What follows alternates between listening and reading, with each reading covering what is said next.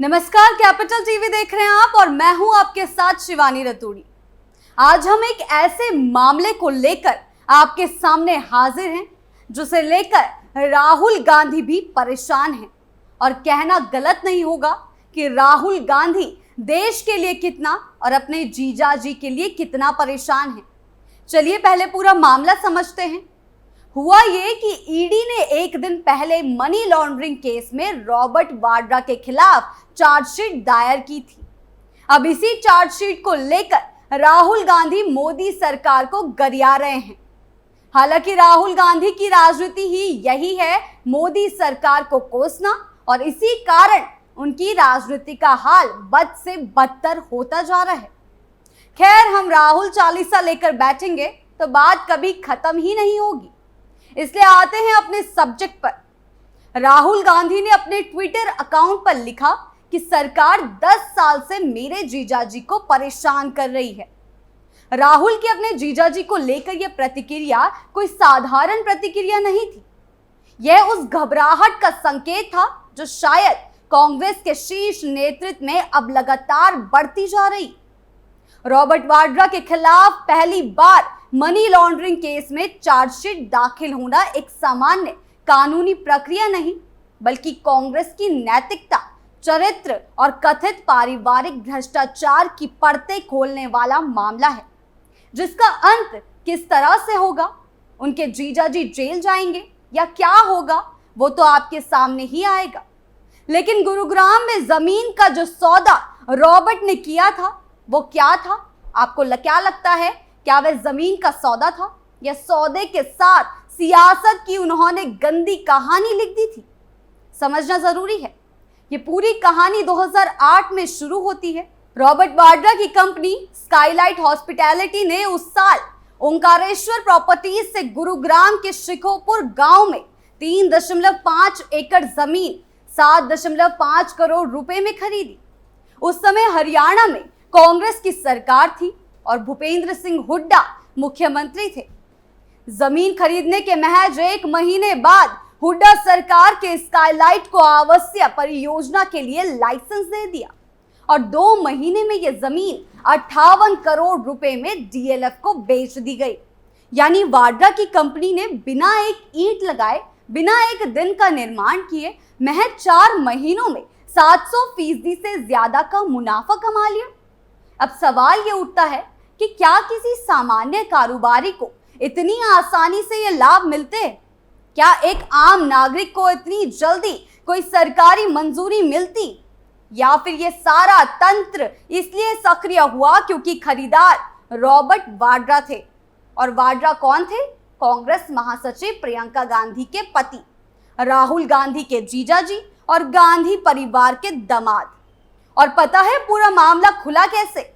एक strict district magistrate की जांच में। पता नहीं गांधी परिवार को इन डीएम से सांप का उल्टा ही क्यों पड़ता है। नेहरू का पाला पड़ा फैजाबाद के डीएम से तो उन्होंने हवाई यात्रा से जमीन पर पैर तक नहीं रखने दिया, और इधर वाड्रा को धर लिया कड़क आईएएस ऑफिसर अशोक खेमका ने। 2012 में जब आईएएस अफसर अशोक खेमका ने इस डील में गड़बड़ियों की ओर इशारा किया और जमीन का म्यूटेशन रद्द कर दिया, तो सरकार ने उनकी बात सुनने की बजाय उनका तबादला कर दिया। खेमका ने अपनी रिपोर्ट में साफ कहा था कि वाड्रा की कंपनी को लाइसेंस देने की प्रक्रिया में नियमों का उल्लंघन हुआ है। इसके बाद यह मामला राजनीतिक और सामाजिक बहस का विषय बन गया, लेकिन कांग्रेस तब भी इसे राजनीतिक षड्यंत्र बताती रही। लेकिन लाख गाल बजाता रहा गांधी परिवार। 2018 में हरियाणा पुलिस ने रॉबर्ट वाड्रा, भूपेंद्र हुड्डा, डीएलएफ और ओंकारेश्वर प्रॉपर्टीज के खिलाफ एफआईआर दर्ज की। आईपीसी की कई धाराओं में धोखाधड़ी, आपराधिक साजिश और भ्रष्टाचार मामले दर्ज हुए। इसी एफआईआर के आधार पर ईडी ने मनी लॉन्ड्रिंग की जांच शुरू की और पाया कि इस पूरे सौदे की प्रकृति संदिग्ध थी। जमीन की कीमत असामान्य रूप से बढ़ी, कंपनी ने लाइसेंस के तुरंत बाद जमीन बेच दी और मुनाफा लूट लिया। अब गुरुवार को जो चार्जशीट दाखिल की गई वह सिर्फ रॉबर्ट वाड्रा के खिलाफ कानूनी दस्तावेज नहीं, बल्कि गांधी परिवार की साख और कांग्रेस के कथित ईमानदारी के दावा पर भी सवाल खड़े करता है। राहुल गांधी का कहना कि यह सरकार का 10 साल पुराना षड्यंत्र है, अब उस समय खोखला लगता है जब जांच एजेंसियां दस्तावेजों के साथ अदालत में खड़ी हैं। और राहुल किन किन केसों को गलत और षड्यंत्र बताते रहेंगे। उनकी राजनीति का हाल आज के दौर में यह है कि जनता भी समझ चुकी है कि कांग्रेस भ्रष्टाचार में डूबी रही है। रॉबर्ट वाड्रा का केस अकेला नहीं है। इससे पहले नेशनल हेराल्ड केस में भी राहुल और सोनिया गांधी को ईडी की पूछताछ का सामना करना पड़ा है। यह केस भी पारिवारिक लाभ और संस्थागत गड़बड़ियों की कहानी है।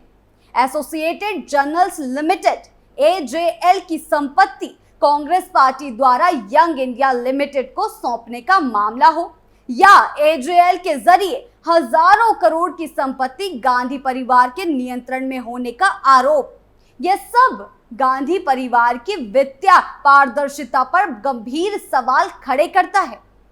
नेशनल हेराल्ड केस में कांग्रेस ये कहकर हमेशा बचाव करती रही कि यह राजनीतिक प्रतिशोध है, लेकिन जब दस्तावेज, ट्रांजैक्शन और जांच रिपोर्ट सामने आती है तो ये तर्क अब पब्लिक डिस्कोर्स में कमजोर हो जाते हैं। तो सवाल उठता है कि जीजाजी को लेकर राहुल गांधी का ये बयान नैतिकता की लड़ाई है या जीजाजी को लेकर जेल यात्रा की चिंता, क्योंकि अगर अदालत में रॉबर्ट पर आरोप तय हो जाते हैं तो उनको मनी लॉन्ड्रिंग एक्ट यानी PMLA के तहत कठोर सजा का सामना करना पड़ सकता है।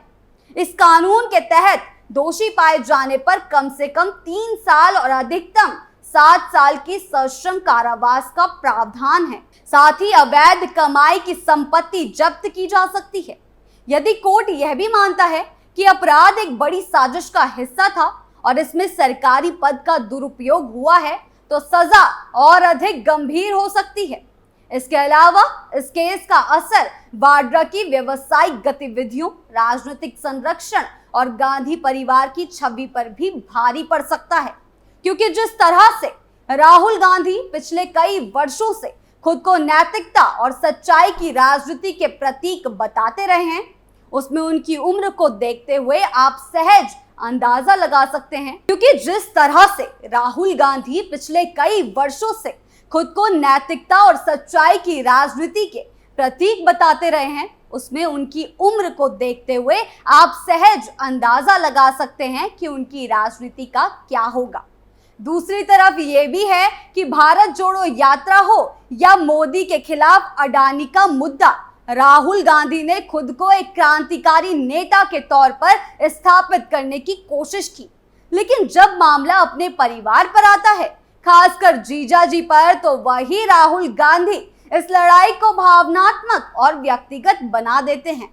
उनका यह कहना कि सरकार रॉबर्ट को 10 साल से परेशान कर रही है, वे दिखाना क्या चाहते हैं?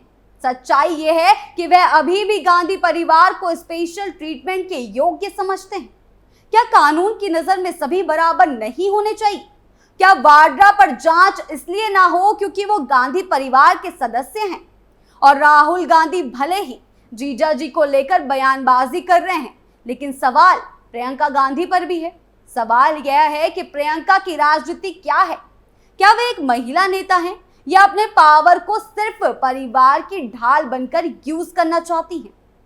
प्रियंका गांधी वाड्रा को कांग्रेस ने उत्तर प्रदेश की जिम्मेदारी देकर एक युवा और महिला नेता के रूप में पेश किया, लेकिन यूपी की राजनीति में वह भी अपने पति के विवादों से खुद को अलग नहीं रख सकी। जब जब रॉबर्ट वाड्रा पर सवाल उठे, प्रियंका ने या तो चुप्पी साधी या भावनात्मक बयान देकर मामले को पर्सनल बना दिया। कांग्रेस प्रियंका को महिला सशक्तिकरण की प्रतीक बनाना चाहती है, लेकिन जब उन्हीं की वजह से पार्टी को भ्रष्टाचार के आरोपों से जूझना पड़े तो यह छवि कमजोर पड़ जाती है। वाड्रा का नाम आने से प्रियंका का राजनीतिक ग्राफ हर बार गिरता है। यह वही विरोधाभास है जो कांग्रेस की दशकों से चलती आ रही परिवार बनाम पार्टी की दुविधा को सामने लाकर पटक देता है। तो यहाँ मूल सवाल सिर्फ रॉबर्ट वाड्रा, राहुल गांधी या प्रियंका गांधी का नहीं है। यह पूरी कांग्रेस पार्टी के चाल, चरित्र और चेहरे पर सवाल है।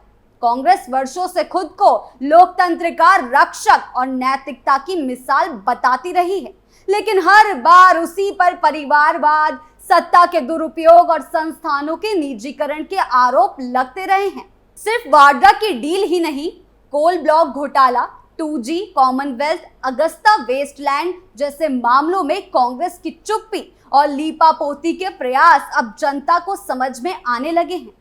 ये केस कांग्रेस की उस सोच को उजागर करते हैं जिसमें सत्ता को सार्वजनिक जिम्मेदारी नहीं बल्कि पारिवारिक अधिकार समझा गया। देखा जाए तो रॉबर्ट वाड्रा पर चार्जशीट कांग्रेस के लिए सिर्फ एक कानूनी समस्या नहीं बल्कि राजनीतिक और नैतिक संकट है। राहुल गांधी का बयान इस बात का संकेत है कि कांग्रेस अब भी आत्ममंथन को तैयार नहीं है।